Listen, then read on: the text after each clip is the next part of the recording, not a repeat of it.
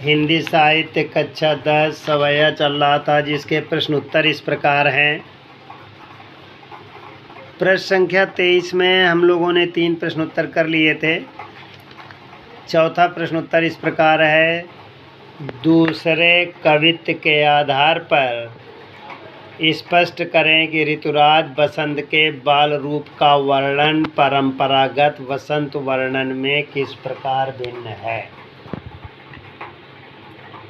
उत्तर इस प्रकार है। दूसरे कवित्व के आधार पर कविदेव के ऋतुराज बसंत के बाल रूप का वर्णन परंपरागत वसंत वर्णन से भिन्न है।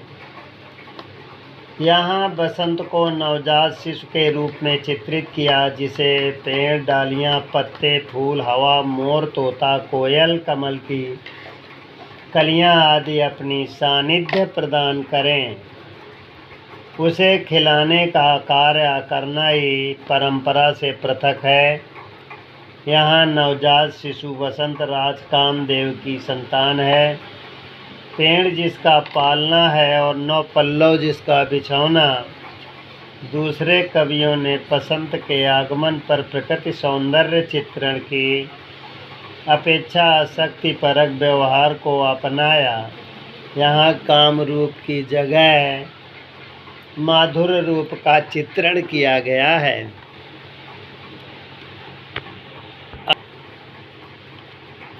पांचवा प्रश्न है।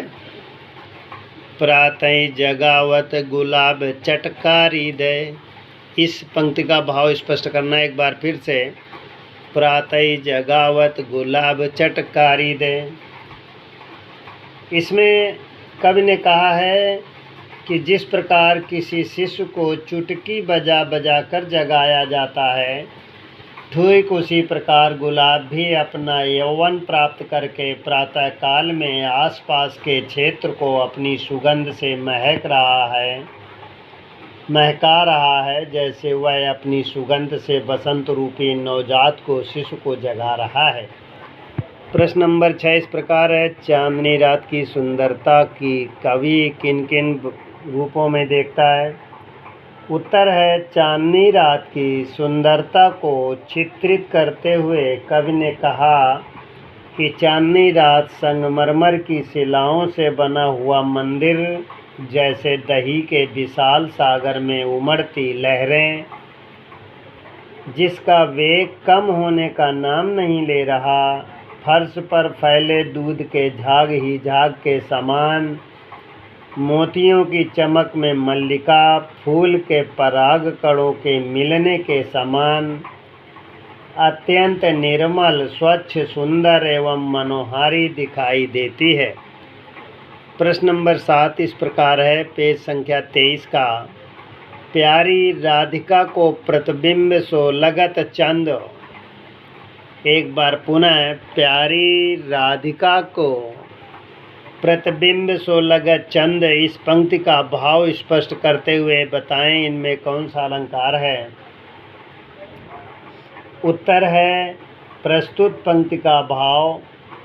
पूर्णिमा की रात्रि का चंद्रमा इतना सुंदर एवं आकर्षक लग रहा है, जितना अनुपम सौंदर्य से युक्त प्यारी राधिका जी का मुख है। चंद्रमा राधिका जी का प्रतिरूप मात्र प्रतीत हो रहा है, इसलिए इसका भाव अलंकार के रूप में, रूपक अलंकार के उसमें जाता है। प्रश्न नंबर 8 है साहब। तीसरे कवित्व के आधार पर बताइए कि कवि ने चांदनी रात की उज्ज्वलता का वर्णन करने के लिए किन किन उपमानों का प्रयोग किया है। उत्तर है। तीसरे कवित्व में कवि ने चांदनी रात की उज्ज्वलता का वर्णन करने के लिए स्फटिक की शिला, दही का विशाल सागर, दूध के झाग, मोतियों की आभा, आकाश का आईना की भांति चमकना, आकाश का पारदर्शी होना, मल्लिका फूलों का परागकण आदि उपमानों का प्रयोग कवि ने बड़े आसानी से किया है। अंतिम प्रश्न इस प्रकार है, पठित कविता के आधार पर कवि की काव्यगत विशेषता बताइए। कविदेव रीतकालीन कवि होने के कारण, उत्तर इस प्रकार है, कविदेव रीतकालीन कवि होने के कारण वे श्रृंगारी एवं रसिक कवि थे। उनके काव्य का प्रधान विषय प्रेम है। प्रथम सवैये में उन्होंने अपने आराध्य श्री कृष्ण की अनन्य भक्ति भाव वंदना पर स्तुति की है तथा दूसरे में उन्होंने राधा के सौंदर्य को स्वामिनी बताकर कहा है। विद्यार्थी लिखेंगे, याद भी करेंगे।